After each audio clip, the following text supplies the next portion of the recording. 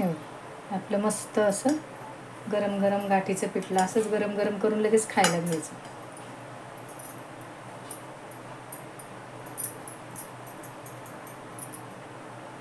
Hello friends, कसे आहात? स्वागत आहे तुमचं आपल्या मराठी यूट्यूब चॅनलमध्ये. आज आपण गाठीचं पिठलं करू. कधीतरी काय होतं, काही भाजीला नाही आहे म्हणून काय करायचं प्रश्न पडतो. कधीतरी करायला हरकत नाही, पण मी आज गाठीचं पिठलं करणार आहे. हे बघा, हे एक वाटीभर बेसन पीठ घेतले, लसूण चेचून घेतला आहे, जरा एक मोठा कांदा चिरून घेतला, एक छोटा टोमॅटो घेतला आहे. टोमॅटो खूप नाही घालायचा, जरा साधारण छोटा टोमॅटो घालायचा. चला तर कोथिंबीर आणि कढीपत्ता पण घेतला आहे मी चिरून, दाखवते तुम्हाला. चला आपण आणि मिरचीची पेस्ट, हे बघा, ही मी आधीच करून ठेवलेली आहे मिरचीची पेस्ट. ती लागेल तेवढी थोडीशी घालणार आहे. लवंगी मिरची खूप तिखट आहे, थोडी घालणार आहे. चला तर दाखवते तुम्हाला मी. पण मी लोखंडी तव्यामध्ये करणार आहे. तुमच्याकडे लोखंडी कढई असली तरी त्यात पण केलं तरी चालतं. माझ्याकडे लोखंडी तवा आहे, त्यात करते मी. तेल घालते तव्यामध्ये मी.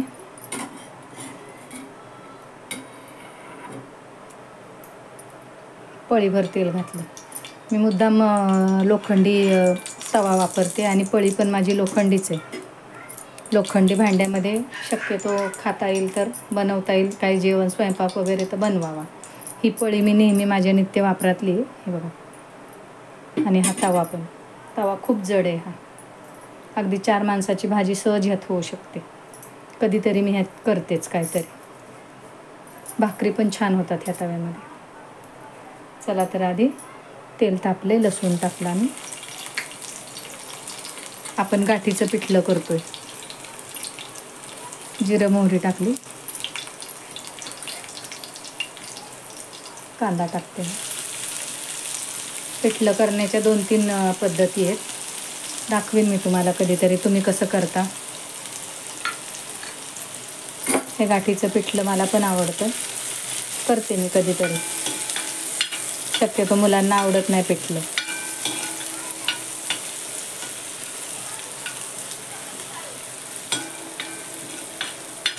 कांदा चांगला परतून घेते जरा.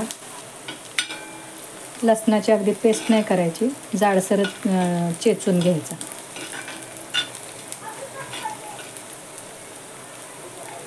कोथिंबीर टाकते आणि टोमॅटो टाकते. आता मी त्यात मिरचीची पेस्ट टाकते. तुम्ही कुटून मिरची टाकली तरी चालेल, पण ही लवंगी मिरची, हे बघा, मी थोडीशीच टाकते, जास्त तिखट आहे. आणि हळद टाकते.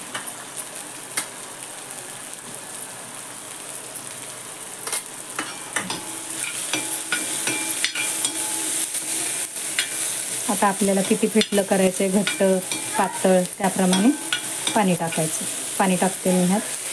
मी जरा सैलसरच करणार आहे, अगदी सुक्क नाही करायचे. हिंग टाकते बघा मी थोडासा, जसं आपण वरणाला वगैरे फोडणीला हिंग घालतो तेवढाच घालायचं. मीठ घातलं. पाणी घालते मी आता त्यात.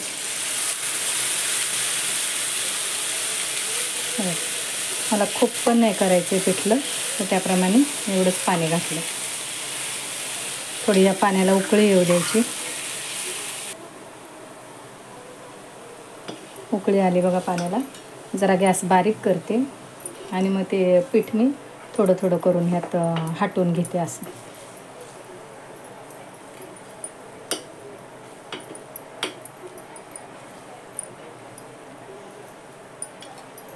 गाठी सगळ्या अशा पळीनं फोडायच्या. ते गाठीचंच पिठलं असतं, पण गाठी अशा फोडायच्या चांगल्या. अशा फोडून घेते मी चांगल्या ह्या गाठी. गॅस बारीक केला आहे.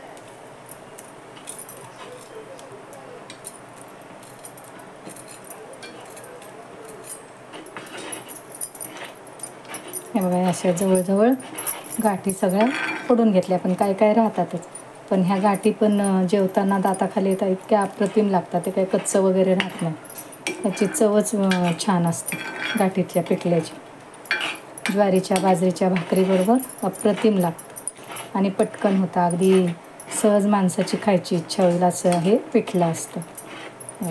थोडा वेळ आता झाकण ठेवून देते. गॅस बारीकच ठेवला आहे. चांगलं थोडंसं शिजू द्यायचं. झालं आपलं हे गाठीचं पिठलं.